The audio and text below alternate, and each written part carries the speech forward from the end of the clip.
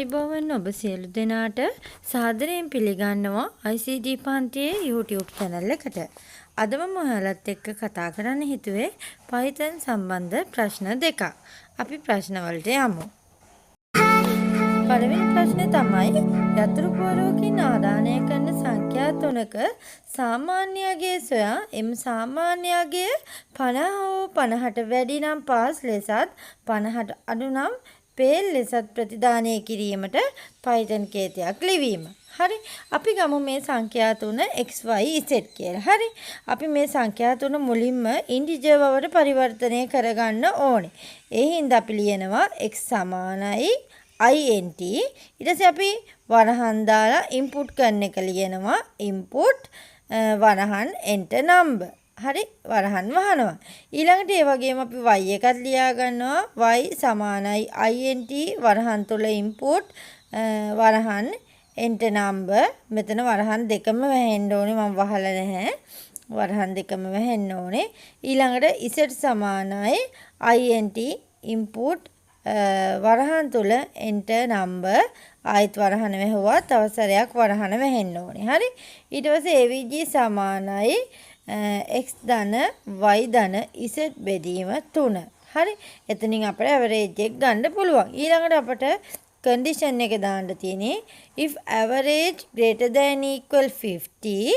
එහෙම වුණොත් මොකද වෙන්නේ? print pass, else එහෙම නැති වුණොත් print fail. හරි. ඔය අපි පළවෙනි question එක කතා කරමු. ඊළඟට අපි යමු දෙවෙනි question එකට. ඒ ප්‍රශ්නේ තමයි යතුරු පුවරුවකින් ආදානය කරන සංඛ්‍යා දෙකක් එකතු කිරීමට, අඩු කිරීමට, බෙදීමට, වැඩි කිරීමට Python කේතය ලියන්න. හරි.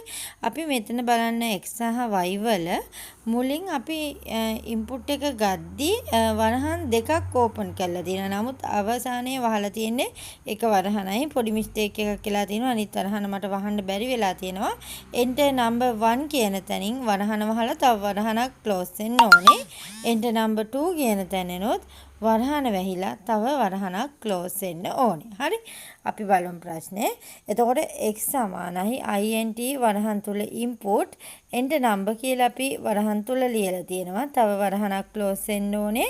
ඊළඟට y කියලා අපි int කියලා input එක අරන් තියෙනවා. input enter number 2 කියලා වරහන ක්ලෝස් කරලා තියෙනවා. අපි මේක int කරනකොට වරහනක් ඕපන් කරේ හින්දා ඒ වරහනත් මෙතන අවසානයේ ක්ලෝස් විය යුතුයි.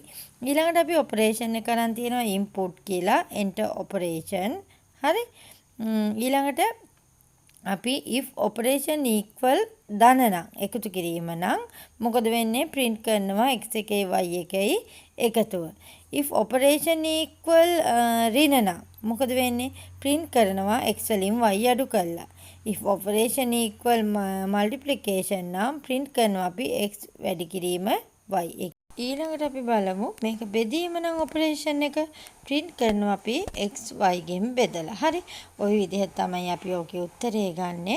ඉතින් මං හිතනවා ඔයාලට පැහැදිලි ඇති කියලා. මේ වීඩියෝ එක ඔයාලට ප්‍රයෝජනවත් වුණා නම් කමෙන්ට් කරන්න, ලයික් කරන්න, තවත් යාළුවෙක්ට බලන්න ෂෙයා කරන්න.